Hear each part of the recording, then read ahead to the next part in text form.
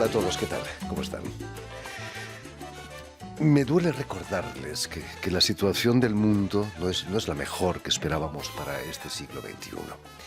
Quizás habría que inventar una máquina del tiempo que nos permitiese viajar hacia atrás para vivir mejores tiempos o hacia adelante para saber lo que va a ser de nosotros. Eso es lo que ha hecho nuestro invitado de hoy, el escritor peruano Ricardo Sumalabia, en su más reciente novela, Croac o el nuevo fin del mundo.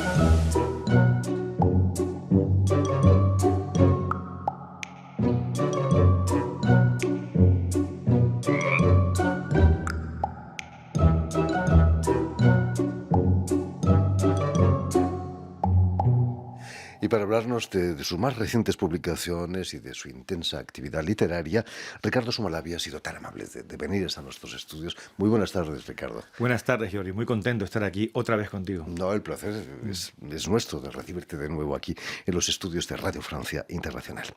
Estaría bien que pudieses tirar de la cadena del váter y viajar en el tiempo, ¿no? Como hace tu personaje. Sí, en todo caso es más sencillo, digo, menos costoso quizás, y más imaginativo. Por supuesto, no. Permíteme que recuerde a nuestros oyentes que has nacido en Lima en 1968, donde estudias lingüística y literatura en la Universidad Católica. Pero más allá de la literatura, es el fútbol también tu pasión. Muy joven te convertiste en héroe de tu barrio cuando como portero suplente, por cierto, detuviste un penalti que dio la victoria a tu equipo. Imagino que eso fue un hecho que marcó tu vida, ¿no? Sí, bueno, en realidad, tal como lo cuento en alguno de mis libros, ese momento quizá para otro niño no hubiera sido tan importante, para un niño experto jugando fútbol tan pequeño, como no era el mío, como mis habilidades físicas no eran quizá para el fútbol, haber podido atajar ese penal, siendo además el arquero suplente, ya te imaginarás el nivel que tenía en ese entonces, pues sí significó algo fundamental. Es decir, quizá me enseñó la importancia de los detalles, ¿no? Valorar aquellos momentos en los cuales se te brinda la oportunidad. ¿Después de eso fuiste nombrado portero titular o no? En realidad no. Digamos, preferí quedarme con el triunfo de ese día y vivir de esos laureles infantiles. Esa pasión por el fútbol te llevó incluso a publicar Selección Peruana 2015-2021, una antología de 11 relatos con el tema del fútbol como tema principal, ¿no? 11 escritores, además. Sí, en realidad es muy curioso porque a pesar de ya no haber practicado el fútbol, digamos, sobre el campo, en la literatura me ha llevado de una u otra manera a estar de alguna manera cerca con el juego, ¿no? Con la estrategia. Y una editorial, Estruendo Mudo, me convocó, donde yo antes había sido antologado también como jugador, literariamente, me convocaron para hacer esta selección, esta antología de nuevos narradores peruanos, y funcionó bien el 2015 y me volvieron a convocar como DT para el 2020. Y estoy muy contento, digamos, porque de esa selección han luego varios, sobre todo en la última, donde eran muy jóvenes, que publicaban sus primeros libros, luego han sido ya publicados en otras casas editoriales y con una excelente producción narrativa. Podré vanagloriarme de haber recibido al seleccionador nacional de Perú literario. Sí, yo creo que ya lo merezco. Dentro de unos días va a iniciarse en Qatar el Mundial de Fútbol. Perú ha conseguido clasificarse. ¿Vas a ver los partidos de tu selección o vas a boicotearlos como algunos pretenden aquí en Francia? No, mira, en realidad yo estaba muy cercano al fútbol, pero hubo una tragedia con un equipo nacional, Alianza Lima, que todo el equipo falleció en una caída de avión. Terrible. Y a partir de allí, fíjate, ya no me vinculé más con el fútbol de una manera tan directa, ¿no? Digamos que viví con ese duelo, digamos, de ese equipo tan bueno que era. Y luego lo que me ha pasado, sí he visto mundiales, pero justamente el fútbol lo he seguido por los mundiales, por la fiesta del mundial, hasta por la música, en fin, todo eso siempre he acompañado y me imagino que en este mundial lo seguiré. Obviamente, como peruano, me gustaría ver a mi equipo jugar unos partidos más, Pero bueno, los peruanos en el fútbol, yo me acuerdo de una frase de Alfredo Vargas Echenique que parodiaba y decía, avanza Perú, avanza el jugador, gol de Brasil. Es decir, parece que vamos a ganar y luego nos meten gol.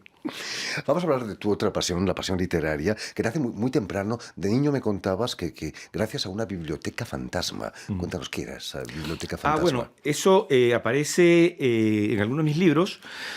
Y bueno, en entrevistas también lo he hablado. Lo que sucede es que en mi casa, mi padre era agente de aduanas. Él falleció hace un año.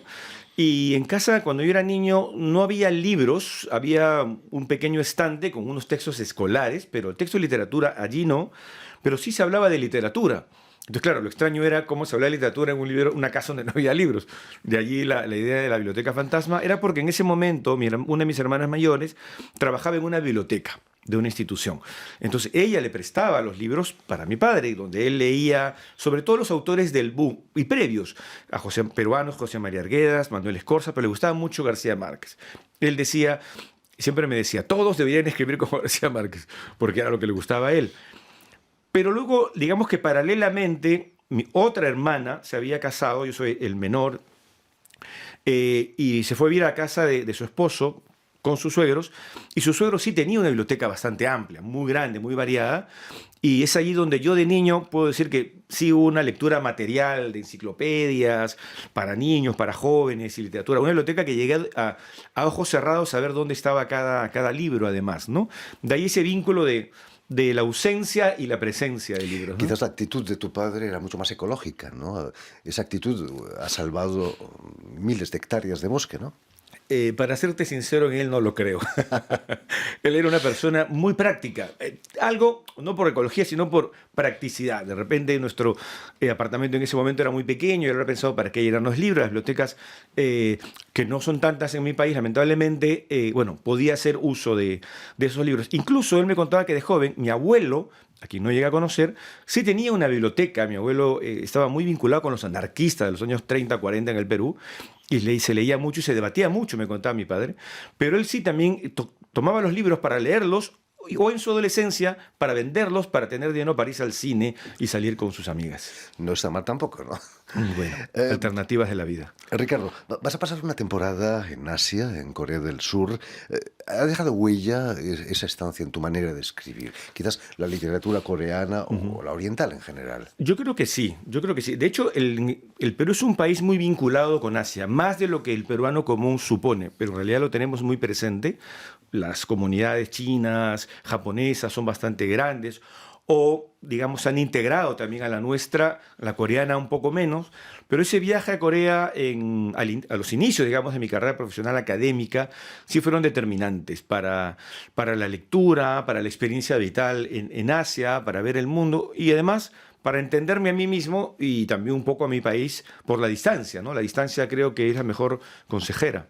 Precisamente de los dos libros que hablábamos, quizás no pasan de las 150 páginas, ¿no? Sí, la brevedad ha estado siempre, digamos, en mi estilo, que quizá al principio lo pude haber asumido como un error o no sentirme tan bien porque nuestra tradición era, hablábamos de Mario Vargas Llosa con libros de 400 páginas, 500 páginas, claro, y yo aparecer con mi primer libro tuvo 40 páginas, imagínate. Entonces, no me sentía muy cómodo al principio, hasta que mi vinculación con el medio asiático, conocer la poesía japonesa, el haiku, todo lo que se podía expresar a través de tan pocas palabras, a través de la brevedad, potenciar esa significación, sí me dio libertad. Y dije, bueno, esto es lo mío, es mi registro, así juego. Lo bueno, si breve, dos veces bueno, dicen. Me contabas también que después de esa experiencia coreana vas a ser rector en la Universidad de Burdeos, aquí en Francia. ¿Qué es lo que te atrajo de ese puesto de lector en la universidad? ¿La cultura francesa o quizás el vino de Burdeos? En realidad fue pura casualidad. Yo ya había vuelto de Corea a Lima y en ese momento mi hijo tendría 13 años, que yo pensé que estaba en una edad en la que quería, por el contrario, asentarse en un espacio, una escuela. De pronto me pregunta, ¿y ahora dónde nos vamos? Entonces eso me sorprendió mucho. Yo ya vuelvo a la Universidad Católica del Perú, donde trabajo, caminaba por uno de los corredores, me encuentro con una amiga que trabajaba en la Oficina de Relaciones Internacionales y me pregunta, Ricardo, ¿tú sabes de alguien que quiere hacer un doctorado en Francia? Yo le digo, ¿es obligatorio saber francés? Me dijo, no, no es obligatorio. Yo. O sea, me pudo haber dicho Berlín, me pudo haber dicho cualquier lugar del mundo y hubiera aceptado. Y así fue que llegué a Burdeos, pero además en una ciudad donde yo había pasado porque participé en un congreso y me maravilló la ciudad. Entonces dije, bueno, qué mejor. Y fue así donde me acerqué, bueno, viví en Burdeos durante 10 años, pero definitivamente sí su literatura, también la experiencia vital fueron todo muy importante. Quizás Burdeos es la capital más española de las francesas, ¿no? Por la inmigración después de la guerra. Incluso Goya estuvo allí De exiliado. hecho, yo trabajé en el Instituto Cervantes, que es la casa Goya. Entonces, murió allí. Y yo me sentía, digamos, yo jugaba con esta idea de estar allí dando clases de español, en salones donde él había estado seguramente ahí andando. Tus experiencias de viaje las presentas en tu novela No somos nosotros. Es como un carnet de viaje esa novela, ¿no? Cuentas tus aventuras. Quizá diría que es mi libro más francés, ya que me preguntás justamente sobre mi vínculo con la cultura francesa, porque es un libro que escribí efectivamente a la luz de los carnets de viaje de muchos autores franceses, y luego también porque yo un momento trabajé en la biblioteca de letras de esa universidad y tenía la dicha de tener todos los libros pues a la mano, de ir a los almacenes y revisar textos clásicos. Esa no era fantasma, era de verdad. Esa era de verdad. Me gusta mucho la biblioteca, las bibliotecas en general. Y entonces, como yo en la época del 2008 empieza la crisis económica y se afectan muchos países europeos también, de alguna manera las instituciones que invitaban escritores latinoamericanos desde América Latina ya no tenían esos recursos, empezaron a buscar todos los latinoamericanos dentro de Europa. Entonces, bueno, me convertí en Perú diríamos un caserito, un eventual, invitado a estos eventos, y la experiencia de viaje, a partir además de las lecturas y luego a realizarlos, me alimentó para la escritura de esos textos que los escribía en los lugares mismos. Leyendo tu reciente libro Croaco, el nuevo fin del mundo, no pude evitar pensar en el dicho español de le salió rana, le salió algo negativo. ¿Lo conocías ese dicho? No lo conocía, pero creo que culturalmente todo se suma. ¿Cómo nace la idea de personificar a tu protagonista como una rana, como un batracio? En realidad, este es un personaje que lo he pensado después. En su momento apareció, digamos, pero después sí tiene sentido toda mi experiencia previa de haber estado en Asia, donde la rana suele ser un personaje común en la mitología japonesa, china, coreana, y lo mismo en América Latina, en Perú, en su mitología lo mismo, y también en la tradición que hay de la presencia de las ranas en la literatura occidental, en la literatura medieval. Pero además en la cultura popular de nuestra infancia, hablábamos del show de los Muppets, como se llamaba en Perú. Muppet Show, sí. El personaje, pues la rana René, para nosotros. Gustavo en España. Gustavo en España, me gusta este juego de nombres o de identidades, digamos. Es algo que siempre ha estado presente en mí, pero yo nunca, hasta mis primeros años, digamos, quizá a los 8 años, habré visto por primera vez una rana. O sea, las conocía por fotos, por lecturas, pero no en directo. Pero sí, cuando viajo a la selva, mi madre es de la selva, es de Iquitos, y fuimos a la casa de una abuela, y allí por primera vez veo una rana que croa delante de mí, y esa imagen ha quedado, pues, y sumado a todo, apareció en el momento justo que de mi vida. En China trae buena suerte, ¿no? La rana. Sí, tiene muchas significaciones, hay muchas confusiones con respecto a la rana y al sapo, por ejemplo, ¿no? La rana es un animal muy bonito, no es que el sapo no lo fuera, pero tiene otra estética, digamos, ¿no? En cambio, las ranas tienen también, depende de las regiones, hay muchas variantes, digamos, de ranas, y para mí tenía mucha carga simbólica para lo que yo quería contar. Hay mucho humor en tu libro, pero también es algo pesimista, ¿no? Es el nuevo fin del mundo, quiere decir que vamos directo contra la pared, ¿no? Pero una vez más, digamos, por eso allí la conexión es nuevamente otro fin del mundo. Creo que periódicamente hemos estado siempre ante la amenaza de la destrucción. Lamentablemente las noticias no son buenas. Concuerdo contigo que este siglo XXI, antes yo estaba muy entusiasta con lo que podía venir. Dije, bueno, espero que hayamos aprendido todo lo del siglo XX y que no se repitan las peores cosas. Sin embargo, en estos pocos 22 años, lamentablemente nos hemos decepcionado. Y creo que esto se ha sumado a lo que yo ya venía, pues, a veces se dice que los artistas como que vislumbramos un poco, ¿no? Pero prefería equivocarme, no ser pesimista, pero bueno.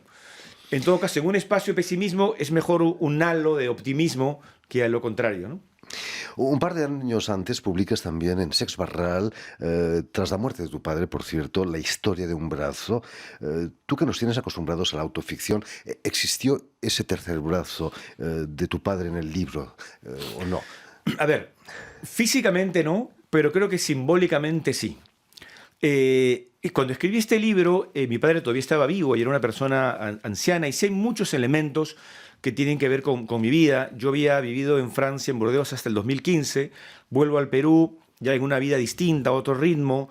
Yo quería escribir una novela corta que pase enteramente en Lima, y mi pareja, Katy Serrano, que también es escritora, digamos, conversando con ella, digamos que también literariamente me encerró a escribir esta novela. Luego me tocaría a mí simbólicamente también encerrarla, que ella escriba su novela, y nos ha dado buenos resultados a los dos.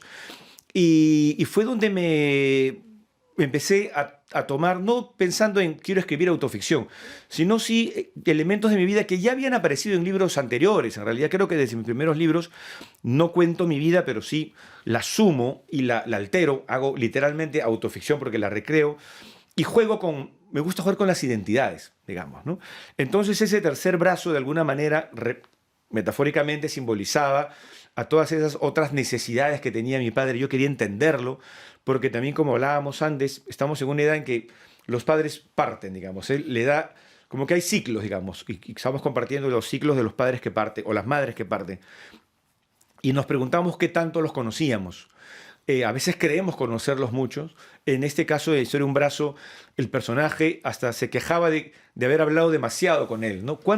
La pregunta que puede derivar es: ¿cuánto realmente tenemos que saber de nuestros padres? ¿Tenemos que saberlo todo?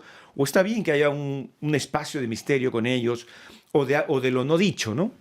De privacidad? En fin, jugar con todo ello. Es imposible conocer toda la vida de tus padres, ¿no? Si no podemos conocernos a nosotros mismos, digamos, es una tarea. Pero como un ejercicio literario no estaba mal indagar, porque al tratar de conocer a mi padre, quizá en mi caso era conocerme un poco mejor a mí mismo, ¿no?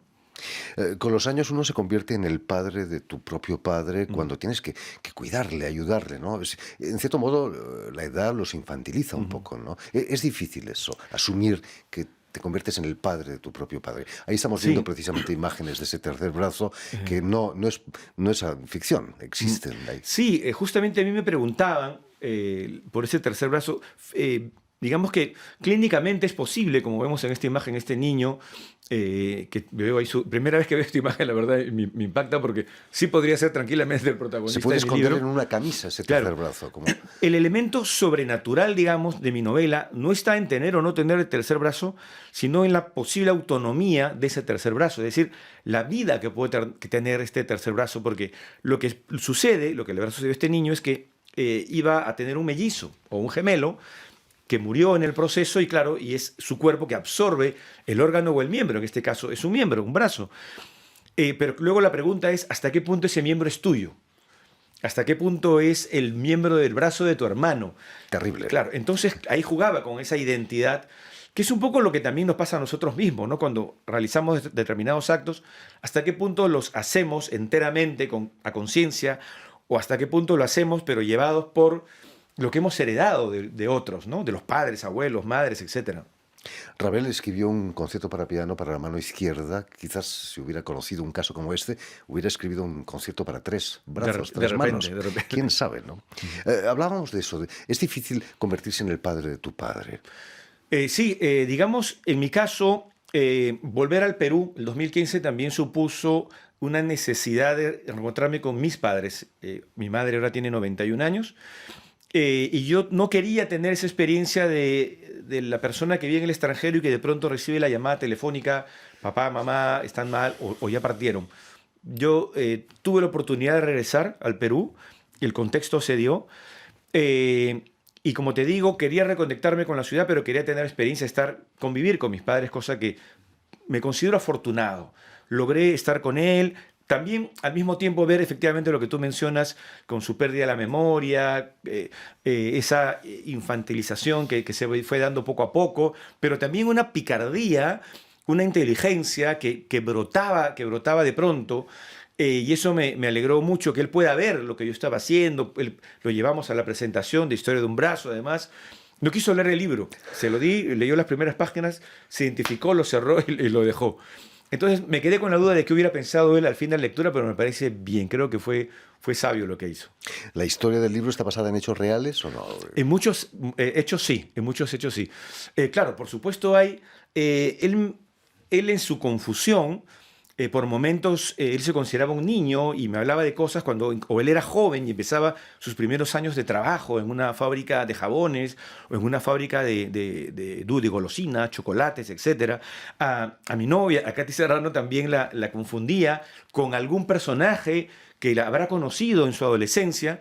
Entonces esta yuxtaposición de tiempos me maravilló y me intrigó y me llevó a ir armando la novela, que en el proceso de escritura, capítulo a capítulo, yo se lo iba contando. Ahora, no le leía el capítulo a Katy, sino le iba conversando de lo que iba escribiendo. Pero al mismo tiempo también visitábamos a mi padre y lo teníamos allí, ¿no? Entonces era una sumatoria de varios factores, ¿no? Fantástico. En algunas culturas los hombres no tienen derecho a dejarse la barba, dejarse crecer la barba hasta la muerte de su padre. Es muy simbólico, ¿no? Pero dice mucho también del cambio en tu personalidad cuando tus padres mueren, ¿no? Sí, mira, ahora que mencionas la barba, justo cuando yo vivía en Corea, me dejé la barba, no muy abundante, pero tuve un barbilla, digamos, y unos ancianos vigilantes donde yo vivía me detienen y me piden que por favor me afeite, porque no correspondía con mi edad. ¿No? En ese momento yo tendría unos 30 años, ¿no? Y fue la última vez, me afeité, y fue la última vez que nunca más me volví a dejar crecer la barba. Entonces, pero curiosamente mi padre, que usó bigotes durante mucho tiempo, ya siendo anciano, se afeitó los bigotes y ya no quiso tener bigotes. Entonces, quizá viéndolo así, ahora lo pienso como que nos habíamos hermanado de alguna manera. Curiosamente, ahora los jóvenes europeos está de moda dejarse la barba. Exactamente, sí lo Incluso veo. las barberías pululan por todas las ciudades europeas, ¿no? Sí. Antiguas barberías. Muchísimas gracias, Ricardo Sumalabia, por haber estado aquí con nosotros. Mucho éxito aquí con tus novelas. Permíteme también que dé las gracias a Vanessa Loiseau y a Julien Leng, quienes se han ocupado hoy de la realización del programa, y también saludar a nuestros telespectadores que nos siguen en todo el continente americano, en Lima seguro que también, gracias a la cadena Unión Continental Latinoamérica y a la red TAL, que reúne televisoras públicas y universitarias de América Latina. Y a ustedes, muchísimas gracias por su atención y les damos cita para una nueva edición de El Invitado de Radio Francia Internacional.